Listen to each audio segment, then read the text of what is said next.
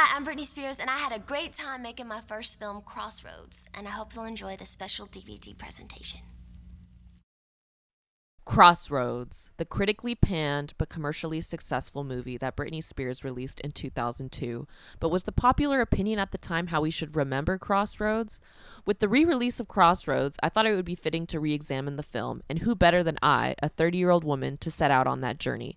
After all, I saw it in theaters when it first released, rewatched it in college, and was really surprised by its themes, and am now watching it for a third time to examine how it's aged since my last two viewings and how my own perspective may have changed on the film. First, I find it important to talk about Britney Spears' history during this time. This movie was released February 15th, 2002. For context, in 2001, Spears hosted the AMAs, performed as a special guest in the Super Bowl halftime show, signed a $7 million promotional deal with Pepsi, did her iconic performance at the 2001 VMAs of I'm a Slave for You, and released her third studio album, Britney, which later received a Grammy nomination for Best Pop Vocal Album. Britney was on fire. I wouldn't be surprised if there were people lining up waiting for any excuse to knock down her success. Britney had a lot of haters. Some of these were because of Britney's reputation as a sex symbol and therefore not deemed child-friendly. I think Miley Cyrus put it best. Like my dad, I remember when the Slave for You video came out, he shook his head and was like, my 8-year-old's gonna turn into a stripper. I'm scared. Because it's like, well, I wanted to be hot like Britney, and that's still what like girls want to do in the pop industry. There's also the very real misogyny that pop stars still grapple with to this day. The vitriol that upcoming artists like Olivia Rodrigo have to deal with is not unique to this generation. Is it any surprise that a film made by a teenage pop star in a group of women for young girls would get critical backlash in the early 2000s? Although Crossroads only made $61.1 million in the box office, this was off of a $10 to $12 million budget, so it was a commercial success. So where did this movie come from anyway? What some people may not know is that Britney came up with the original idea for the movie, and the concept was then given to Shonda Rhimes to develop. Yes, that Shonda Rhimes. The first meeting that Shonda and I had with Brit, she very specifically said, I don't want a movie that talks down to my peers, and I don't want a movie that tries to teach a lesson, but I also want a movie that means something. Real teenagers having real problems as opposed to sort of something that was a little bit more fluffy, and find a way to work music into that. I told them a concept of what I wanted for the movie to be about, you know? And they took that idea and they ran with it. Britney wasn't just involved with the conception of the film. Everyone involved had nothing but praises to sing for her. Yeah, I'll go meet Britney Spears. Like, who in their right mind wouldn't? I thought she was really like a really smart 19-year-old girl. I really saw that she just was making her own decisions about what she wanted to do with her career. And she was funny, and she looked like she would be a lot of fun to work with. There's no mistaking the fact that Britney Spears is beautiful and intelligent and talented and genuine.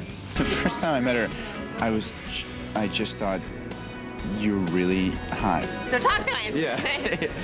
So talk to me, yeah. And then when we started talking a little bit, I thought, and you're also incredibly down to earth. I didn't know that much about Britney. To me, she was just, beautiful, a performer, an artist. And just once I got to know her, I think I met Britney the person, and then it's like, oh, this is your package. That's amazing. That's a plus. She's not just talented, she's also a great person. In addition, with a female writer, director, producer, and lead, the set was female-dominated, something still unusual in the industry to this day. In a lot of ways, it's heaven, The other three principal actors in this movie are female. The director's female, the producer's female, the hair and makeup people, female. So many women involved in this production. It's ruled by women. It's very overwhelming. I've been surrounded by women. Oh, God! The movie was filmed over 40 days in a variety of states with a modest budget of around $12 million. Now that you have a general overview of the movie, let's get into the film. The movie starts out with a group of 10-year-old girls burying a box and making wishes together. I so badly wanted to be one of those little girls when I was a kid. I definitely had way too much social anxiety to assume any of my friends wanted to make pacts with me, however. With the pact that they'll remain friends forever and return to the box on their high school graduation night, the three main characters are introduced, Lucy, Kit, and Mimi. After this scene, we see Britney as Lucy on her last day in high school. This scene is very reminiscent of its time. The director Tamara Davis said in an interview recently, her confidence, dancing on her bed, and singing a Madonna song is probably the most Britney that you get. It's that bedroom culture for us girls. That's what you do alone in your bedroom. You're not vulnerable there because nobody is judging you or watching you. When you're standing on a stage, that's a whole different person. That's a vulnerable person who's being judged while she's trying to give her performance. We learn after some dancing and singing that she is the valedictorian and set to make a speech. We unfortunately never get to hear that speech. We immediately learn after the ceremony that her father is overbearing, expecting her to go to med school after completing a double major in biology and chemistry, despite the fact that Lucy seems to be into music. She laments later in the film that she didn't get to stay out late and go to parties because she had to stay home and work hard to be valedictorian. He dismisses her concerns and says that she had her head on right. At this point, you can't help but see the parallels between Britney and Lucy, with songs from the film such as Overprotected, where Britney exclaims, I can't help the way I feel, but my life has been so overprotected. You can't help but wonder how much of the film was influenced by Britney's own life. While Britney may not have had a traditional high school educational experience that resulted in her giving a valedictorian speech, she has been working since she was a kid to achieve her dreams and make her parents proud. The role of the overachieving child who doesn't get to have the social life she wants because she is working so hard is likely a metaphor that Britney was very aware of and a character she could deeply relate to. She's very confused with her life, you know. She wants to please her dad, you know, and she wants to please him, but then again, she wants to fulfill her own needs, you know, and her need is to go out and sing. Mimi, who at this point is a pregnant teen girl, begins tracking down the girls to ask them if they're going to meet at the box they buried earlier in the movie to dig it up. Both Kat and Lucy scoff at the idea and blow off Mimi. We have an awkward scene where Lucy and Justin Long, her lab partner, attempt to lose their virginities to each other. At one point, Justin is literally begging Lucy to have sex with him. Lucy is successfully able to safely laugh it off and reject him without any consequences, establishing Lucy as someone who is in control of her sexuality and what she wants from a sexual relationship. At this point in the movie, Mimi's ex Kurt walks up to Mimi and says he heard some guy had sex with her in the back of a car.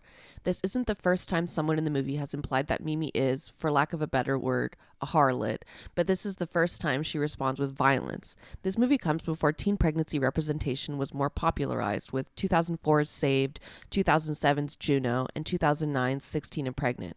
At this point in time, 2002, the stereotype of the trailer park pregnant teen is played into, and Mimi is very much portrayed as an uninviting outcast in the movie. The girls end up meeting up to unbury the box. We learn that Kit is getting the marriage she wished for, Mimi is on her way to California to get out of her town, and Lucy still has yet to see her mom since she left. Mimi invites the girls to come with her to California, as they don't think it's safe for her to travel alone with some guy she just met, and lets them know she's leaving in the morning at 8 a.m. Lucy and Kit show up and meet Ben, the guy who will be driving them all to California. Ben asks Mimi about Lucy, and Mimi exclaims that Lucy is way out of his league and, quote, not like us. Imagine this is a socioeconomic comment, as Lucy comes from a well-off family and has a, quote, good reputation. Mimi and Ben are both revealed to hang out in the trailer park, and Ben is revealed to have gone to jail, which freaks the other girls out. Later, the car breaks down, and Lucy confidently tells Ben that the issue is with the radiator. Instead of continuing to shut down the idea, Ben trusts Lucy and goes to get a tow truck. While Lucy may not be good at getting her father to listen to her, the other men in her life give her the autonomy and respect she lacks from her father. Kit and Mimi get into a fight after Kit tells Mimi that girls like her are just jealous of her. Kit goes on to say, "It's not my fault everyone thinks you're a trailer trash skis." Even by her own friends, she's insulted and disrespected despite being a literal pregnant girl. Admittedly, this scene is dramatic, but is it really so far-fetched from what teen girls have to deal with? And that's speaking as someone who has been a teen girl. I think there lies the disconnect between critics and the audience this was intended for. Critics may watch this film from the lens of a 45-year-old man and find the characters dramatic or unrealistic, but the fact of the matter is that these characters are teenagers who doesn't make questionable decisions when they are young. Like Britney says in Overprotected, "This movie allows the characters to make mistakes. Lucy decides she doesn't want to lose her virginity to Justin Long. Mimi is allowed to make the, quote, mistake of driving to California with Ben so long as her friends come along. Kit is rude to her friend during a scene where she is hot and tired." As intended, the movie is about real teens with real problems. Each of the characters need to make mistakes throughout the movie to learn who they are and grow at the end. The girls pick up a karaoke gig in New Orleans that pays tips. After Mimi can't perform, Lucy picks up the lead mic and sings a Joan Jett song that Britney covered on her album Britney. However, it sounds like a completely unique track was created for the movie rather than using the audio from the studio album version. In this scene, we see Lucy's interest in performing really blossom. This show is a success, and the girls come home with a bunch of tips, which can pay for the radiator from earlier in the film. A guy starts dancing aggressively with Lucy after learning that Ben is not with her romantically and upsets her. This isn't something that is unique to Lucy's experience. Many women experience this. Ben saves her from the guy and later says he's not mad at her for what happened to her, but steps out moodily. I'm genuinely not sure what he would be mad at her about, however, and it seems Lucy feels the same way too. The girls bond in a hotel room together over some alcohol and each reveal a secret. Kit reveals she is bullied by her mother, first for being overweight and then for being too pretty. Lucy reveals the story of how her mother left. She said that her parents fought all the time prior to her mother leaving. You can't help but wonder if this is something Britney asked for in the film, as she states the same about her own parents on the first page of her memoir. Mimi reveals she's only partied once despite her reputation. She had too many beers because she was upset at Kurt blowing her off for his friends yet again. A young man assaulted her when she was drunk, but she doesn't know who he was, only that he was holding a blue bottle. Earlier in the film, Mimi tells Lucy and Kit that Kurt is the father, but that things weren't working out, so she decided to have the baby alone. Kit then puts things together at this point in the story and realizes that Kurt is indeed not the father. The man who assaulted Mimi is. Mimi reveals that she's in contact with someone in Georgia who will help her pick a family to raise her baby. These topics may be uncomfortable, but they are the reality of women and girls in America. In 2002, the year the film was released, the National Center for Health Statistics reported that of 757,000 teen pregnancies in the United States, 56% resulted in live births, 28% resulted in induced abortions, and 15% resulted in fetal losses. Again, this is of a reported 757,000 pregnancies. To put that into context, that would be 76.4 pregnancies per 1,000 females aged 15 to 19 years old.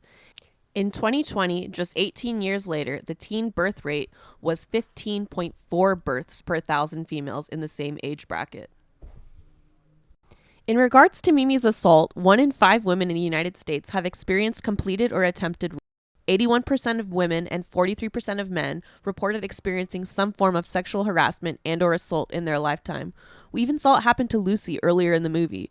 For Britney and Shonda Rhimes to tackle these issues in 2002 to what they knew would be a big audience and do it tastefully should be applauded. It seems the girls all have empathy for each other, and Kit and Mimi have grown beyond the earlier name-calling and slapping. Even Ben takes part in the group bonding and tells everyone the real story of how he went to jail. His stepdad pressed charges on him for rescuing his little sister from a domestic violence situation, the stepdad being the perpetrator of it. It seems as though everyone in the group has been touched by some form of violence. No one is immune to abuse and neglect. It happens at all socioeconomic levels. One critic said of the movie, "Why Britney's management team would allow her to make such a depressing movie is beyond me. The story is about miserable people who lead miserable lives." Is it depressing, or is it just realistic? And maybe it's a bit unlikely for an adult male critic in 2002 to understand what a teen girl would find attractive in a movie, and that's who the core audience is supposed to be. Later, the group camps outside together, and Lucy and Ben spend some alone time around the fire. Ben convinces Lucy to show him some of her poetry. She reads out the first couple lines of the Britney Spears song, "I'm Not a Girl, Not Yet a Woman." What people may not know is that the song was written for the movie, even though the album Britney was released before the movie. Once we got the story of the movie together, these songs were created. And the idea was to make them integral in the story. Lucy and Ben almost kiss before being interrupted by Mimi yelling. The next day, Lucy gets dropped off by the gang at her mom's house. Kim Cattrall stars as Lucy's mom, and she looks as illustrious as ever. And we started mentioning names of ladies to Britney, and she was very involved also in the casting. And I thought, hey, if you're gonna play somebody's mom, why not play hers? She's so dynamic and wonderful. Lucy learns that she has 2 brothers, ages 10 and 7. However, things don't end so well for Lucy. Lucy is abandoned by her mother yet again.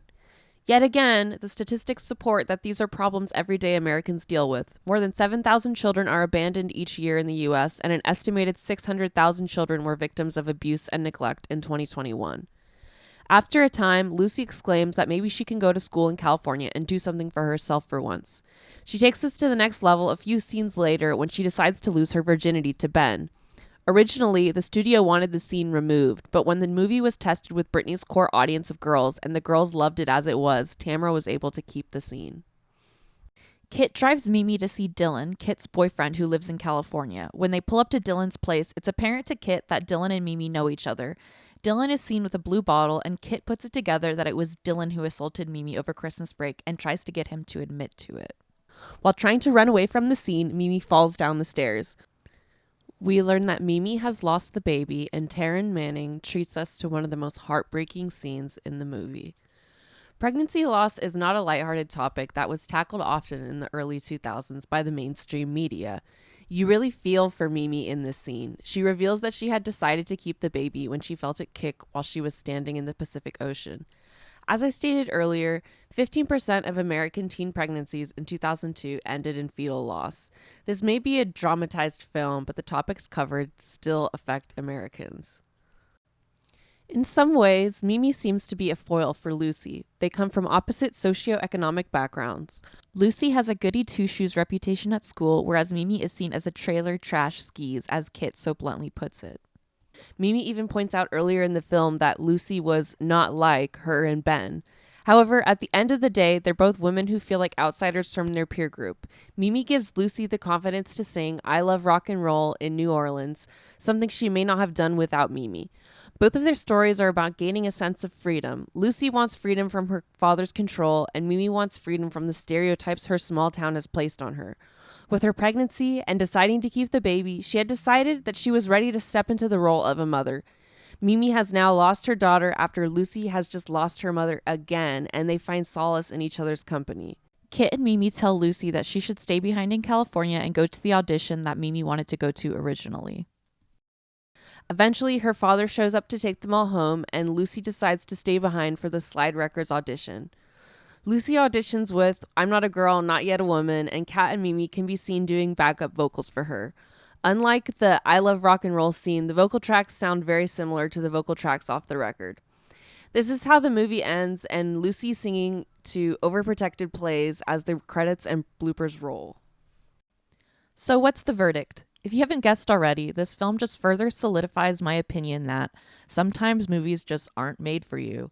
Just like the latest Ant-Man movie won't be catered to animal rights activists, a coming-of-age movie about 3 teenage girls won't be catered to adult critics. I really felt that it was a story about girls and about friendship and about how important it is for girls to stay together and be friends. And so no matter what tough stuff you go through, that if you can go through it with your friends, it sometimes makes it a little easier. Why do we dismiss movies that get critical backlash and forget about the core audience the movie was made for? And why do we as a society find it acceptable to so quickly dismiss movies that are made specifically for young girls? Well, maybe we know the answer to that last question. It's misogyny, thinly veiled prejudice against girls. The themes of female friendship enriching your life, sexual assault completely changing someone's world, coming into your sexuality, and dealing with abandonment are all very basic themes that many women and girls can relate to. Not to mention that the 3 songs included in the movie are classics. "I'm Not a Girl, Not Yet a Woman" resonating with Britney so much that she references the song in the name of her memoir. I'm just trying to find the woman in me, yeah. So what's the issue with the movie? I looked at some reviews to try to find out what the main gripe with the movie was, but there were unsurprisingly a lot of unbalanced reviews saying things like, although Britney and her friends drive some 2,000 miles, her movie never goes anywhere at all. Something I would have to disagree with. One balanced review I found writes, "So what? I actually partially enjoyed the singer's debut film. What kind of critic would I be if I didn't say so? Granted, we're not talking high art here by any stretch of the imagination, but for right now, I am perfectly content to enjoy Crossroads for what it is. A partially charming throwback to the 80s and films like 16 Candles that made John Hughes king. And I think that puts it best. The script isn't anything to write home about, but there are touching moments throughout the film and the characters are relatable." People are going to be able to identify with one of the issues or even all. The acting isn't Oscar-worthy, but as one critic put it, Britney manages to come across on film as natural, endearing, and extremely likable. I think the direction serves its purpose of creating an intimate slice-of-life film that showcases Spears' talent without making the entire film about showcasing her talent. It certainly doesn't come across as a vanity project. It comes across as a genuine attempt by Britney to connect with her audience and maybe make them feel a little less alone about the complex things they're going through. In the words of Britney herself, I like Crossroads. I can appreciate it for what it is, while remembering that, at this point in time, I'm not the target audience. But that doesn't mean I can't enjoy it anymore. As Britney once said, It's a fun movie, you laugh, but there's also real issues that teenagers go through, issues that teenagers really deal with that touch their hearts.